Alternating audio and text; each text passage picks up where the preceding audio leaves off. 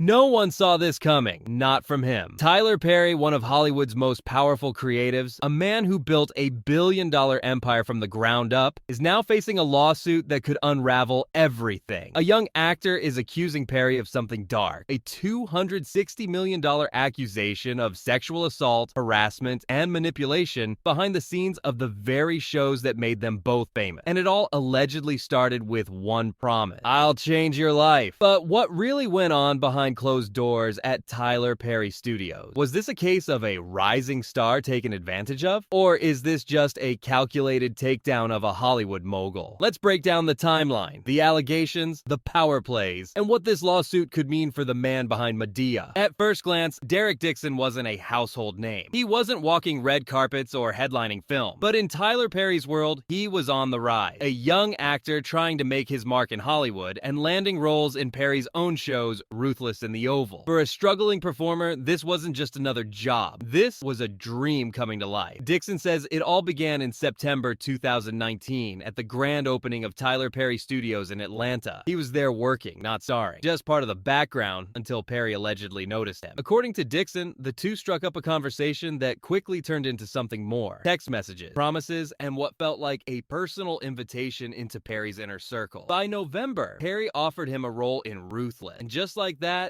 Dixon's career took off. He was in, working directly with one of the biggest names in black entertainment. But this wasn't just luck. It was framed, he says, as an opportunity with strings attached. The power dynamic was undeniable. One man held all the cards, and that's what makes this case so explosive. Because Dixon claims the doors that opened for him came with a price he never agreed to pay. From the outside, it looked like a classic Hollywood success story. An unknown actor plucked from obscurity and handed a life-changing role. But behind the scenes, Derek Dixon claims that promise came with an unspoken deal. According to the lawsuit, Tyler Perry didn't just offer him a part. He offered him a future, a role in Ruthless to start, then a possible career as a producer. There was even talk of Perry helping Dixon develop and launch his own TV show, something called Losing It. That kind of mentorship from someone as powerful as Perry would be a once-in-a-lifetime chance for most actors. But for Dixon, the excitement quickly gave way to unease. He says Perry's texts became more frequent, more personal, and eventually more suggestive. It wasn't just professional anymore. Dixon claims Perry started demanding attention, making sexual comments, and sending messages that blurred the line between work and something far more intimate. Then came January 2020. That's when Dixon says the first serious boundary was crossed, when Perry allegedly sexually assaulted him. Not in public, not with cameras rolling, but in private, away from witnesses. And just 1 month later, Perry offered him a bigger role as a series regular in The Oval. To Dixon, the message was clear: cooperate and your career soars. Push back and it all goes away. Once filming began on The Oval, everything should have felt like a win. A recurring role on a primetime series. A direct line to one of the most powerful men in television. But according to Derek Dixon, what happened next turned a dream gig into a waking nightmare. The set, he claims, wasn't just a workplace. It was a pressure chamber where the boundaries of professionalism kept getting pushed. Perry allegedly made it known that Dixon's character,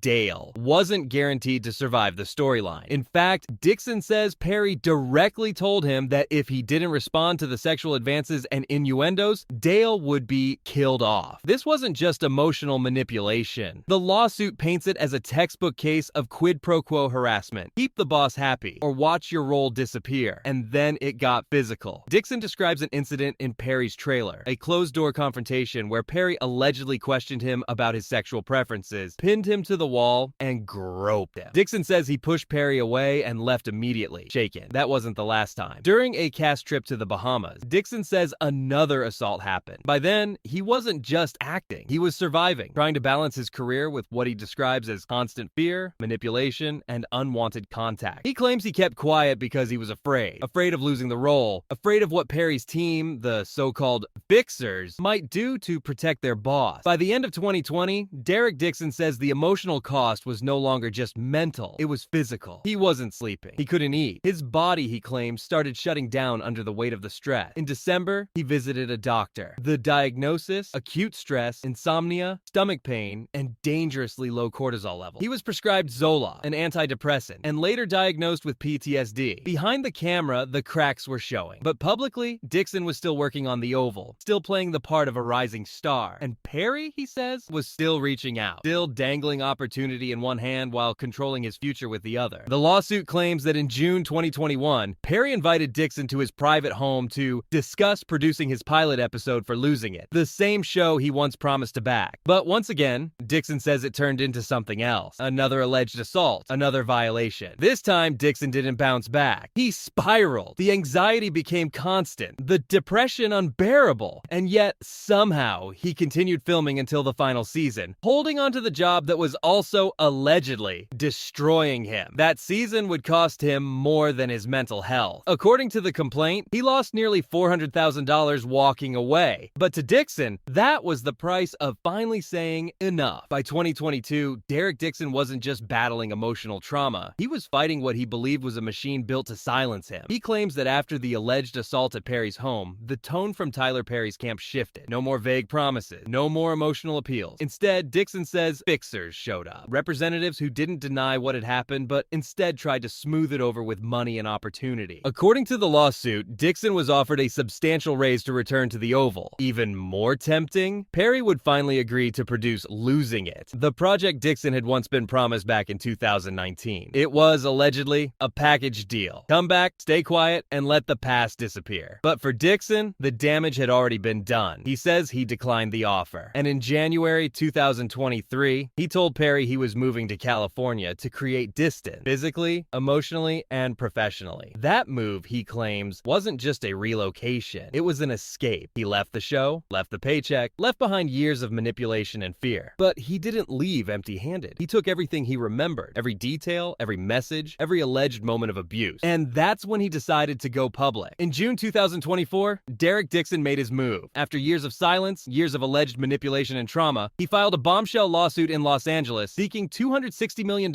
in damages from Tyler Perry and his production company. The charges weren't subtle. Sexual assault, battery, quid pro quo harassment, retaliation, emotional distress, the list went on. Dixon demanded a jury trial. He wanted the world to hear his side, not through whispers or social media posts, but in a courtroom, under oath. And the headlines exploded. But Tyler Perry didn't stay quiet either. His legal team struck back hard, calling the entire lawsuit a scam. His attorney, Matthew Boyd, dismissed the claims as fabricated, stating that Dixon had got close to Tyler Perry for what now appears to be nothing more than setting up a scam. The message was clear. They weren't going to settle, and they weren't going to back down. It's the kind of high-stakes clash that grabs the public eye. A powerful media mogul at the top of his game, accused of exploiting that power behind closed doors. For Perry, this lawsuit threatens more than money. It threatens his legacy. A self-made billionaire, admired for building his empire from nothing, now facing accusations that could unravel everything. For Dixon, the fight isn't just about a paycheck. It's about vindication, proving that what he experienced was real, and that even the most powerful names in entertainment aren't untouchable. Tyler Perry built his brand on faith, redemption, and rising above adversity. But now, that image is facing its biggest test yet. The $260 million lawsuit isn't just a legal challenge. It's a direct assault on the empire he created, the power he holds, and the trust he's earned from millions. For Derek Dixon, this is more than a courtroom battle. It's a stand against what he claims was years of silent suffering, blurred boundaries, and broken promises in exchange for silence. As both sides dig in, the truth, whatever it may be, won't stay buried for long. A jury will decide who's telling the real story. And if the courtroom doors open wide enough, the fallout could change more than just reputation. It could reshape the way power is handled in Hollywood's hidden spaces. So now the question is, was this the cost of ambition or the price of telling the truth? We'll be watching.